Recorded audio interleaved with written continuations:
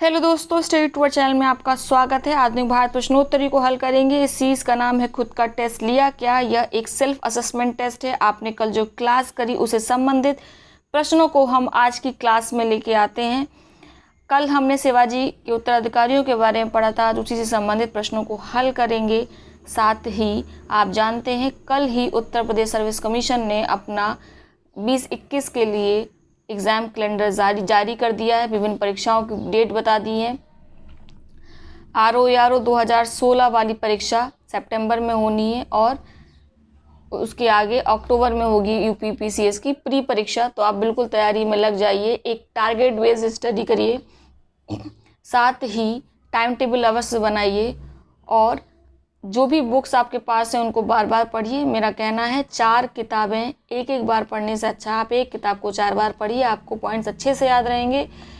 अगर आप current affairs पढ़ना चाहते हैं तो कहीं और भटकने की ज़रूरत नहीं, इसी चैनल में हम वीकली करंट अफेयर्स लेके आते हैं, आप उसको पढ़िए। करंट अफेयर्स यहीं से पूरे हो जाएंगे। हिस्ट्री क्लास कहीं और से करने की आवश्यकता नहीं, यहीं से करिए। हम पहले उसकी क्लास कराते हैं, उसके अगले दिन उससे संबंधित क्वेश्चंस को हल कराते हैं, तो आपको समग्र रूप से हिस्ट्री की क्लास यहाँ पे मिल जाती है। साथ ही अगर वीडियो आपको अच्छा लगता है तो वीडियो को लाइक करें, चैनल को सब्सक्राइब करें और शेयर अवश्य करें मित्रों सहपाठियों के साथ। जिनकी परीक्षा है उनकी सफलता के लिए आप इस चैनल को अवश्य शेयर करें। चलिए पहला प्रश्न लेते हैं। फितना शब्द इंगित करता है। फितना शब्द किसको इंगित करता है? मराठा काल में जो विद्रोह होते थे उनको फितना कहा जाता था, तो विद्रोह को इंगित करता है। शिवाजी के उत्तराधिकारी बने। शिवाजी के उत्तराधिकारी कौन बनते हैं? संभाजी बनते हैं। अष्टप्रधान का विघटन किसके काल में हो गया था? अष्टप्रधान का विघटन संभाजी के काल में ही हो गया था। शिवाजी ने अपने अंतिम दिनों में भू राजस्व कितने प्रतिशत की वृद्धि की थी? चूँकि शिवाजी ने अपने अंतिम दिनों में बड़े बड़े सेना अभियान जारी किए, अपनी सीमा सुरक्षा चाहिए थी उनकी राज्य की, अधिक धन की आवश्यकता थी, इसीलिए उन्होंने भू राजस्व को लगभग 40% तक बढ़ा दिया। मराठा साम्राज्य सबसे छोटी इकाई गांव से जो कर संग्रह करता था उसको क्या कहते थे? तो सबसे छोटी इकाई इनके यहाँ पे गांव थी। वहाँ पे आपने सुना होगा पाटीलदार, अभी भी कहीं कहीं बोलते हैं पाटीलदार कर संग्रह करते थे। अतः याद रखिएगा मराठा साम्राज्य में पाटिल कर संग्रह करते थे। सेनाकर्ती की उपाधि प्रदत्त की गई थी। तो जब 1707 में साहू जी छूट के आते हैं मुगल कैद से, आजम शाह इनको छोड़ते हैं जुल्फिकार खां के कहने पे, तो 1760 में यह आते हैं और ताराबाई से युद्ध करते हैं। खेद का युद्ध बोलते हैं, उसमें साहू जी विजयी होते हैं और 1708 में अपना राज्याभिषेक कराते हैं। जब 1708 में अपना राज्याभिषेक कराते हैं तो उसी समय बालाजी विश्वनाथ को सेनाकर्ती की उपाधि प्रदान करते हैं। इनके कार्य से प्रसन्न होकर 1713 में यह इनको पेशवा का पद भी प्रदान कर देते हैं। ठीक है, तो याद रखिएगा। किस मराठा शासक को सर्वप्रथम मुगलों ने मान्यता दी थी? तो शाहू को ही सर्वप्रथम मान्यता प्रदान की गई थी। बहादुर शाह आलम प्रथम ने इनको मान्यता प्रदान की थी मराठा शासक के रूप में। हुकूमत पद का सृजन किया था। राजा राम ने कई पदों का सृजन किया, हुकूमत पद उसमें से एक था।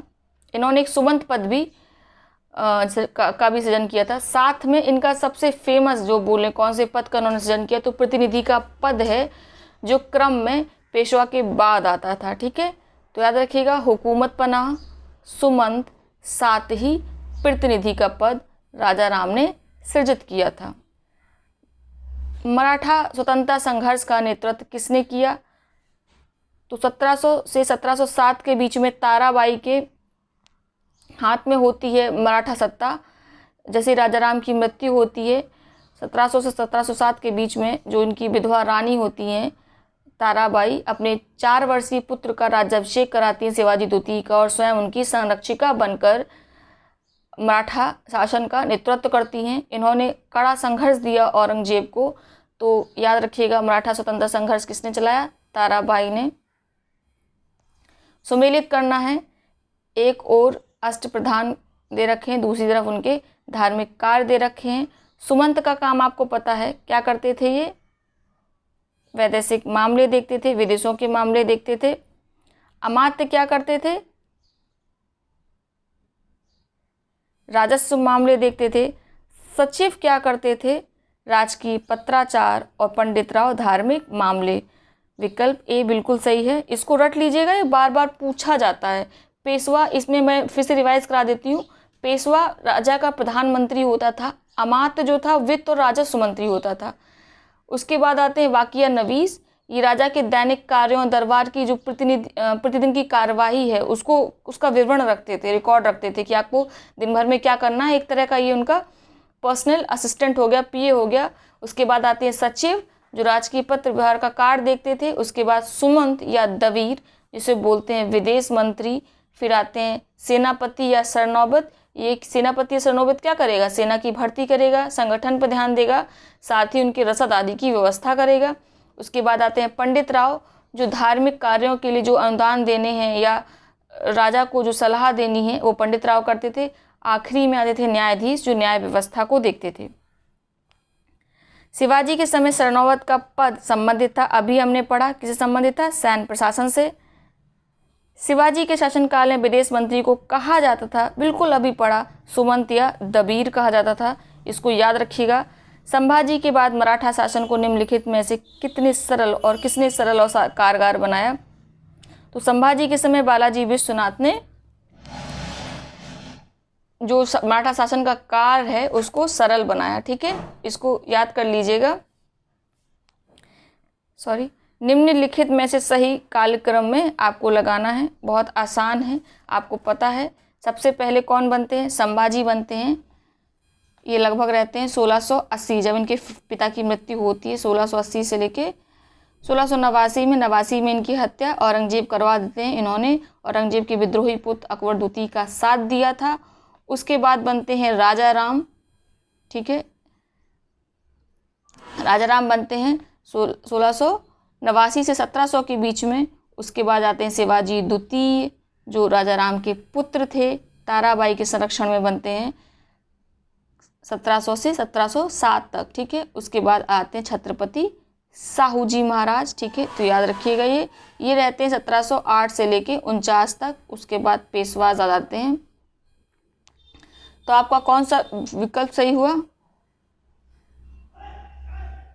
विकल्प वी 3241, इसको याद कर लीजिएगा, बहुत आसान है। अगर आपने कल की क्लास की होगी तो आपको वैसे भी याद होगा।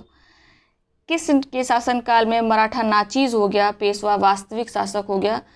तो ये आपको प्रश्न याद होगा। इसमें कौन, बालाजी बाजीराव के समय पे मराठा नाचीज हो जाता है, पेशवा वास्तविक शासक हो जाता है। जब 1740 में बाजीराव जो की मृत्यु होने के बाद जो बालाजी विश्वनाथ है उनकी मृत्यु हो जाती है, तो उसके बाद बाजीराव बनते हैं और पेशवा के पद पर नियुक्त होते हैं। इनके समय तक समझ लीजिए पेशवा पद पैतृक बन गया था और सारी शक्ति इन्हीं के हाथों में केंद्रित हो गई थी। मराठा शासक केवल कहने मात्र का शासक रह गया था। चलिए, आपने सभी प्रश्नों को हल किया है, मैं ऐसी आशा करती हूँ। अगर आपने हल किया है तो नीचे कमेंट बॉक्स में बताइए 15 में से कितने प्रश्नों का हल आपको आता था, कितने प्रश्न आपको आते थे। ये सभी प्रश्न मैं प्रीवियस ईयर पेपर से पिक करती हूँ, बहुत इम्पॉर्टेंट हैं, इनको बार बार किया करिए। बहुत बहुत धन्यवाद।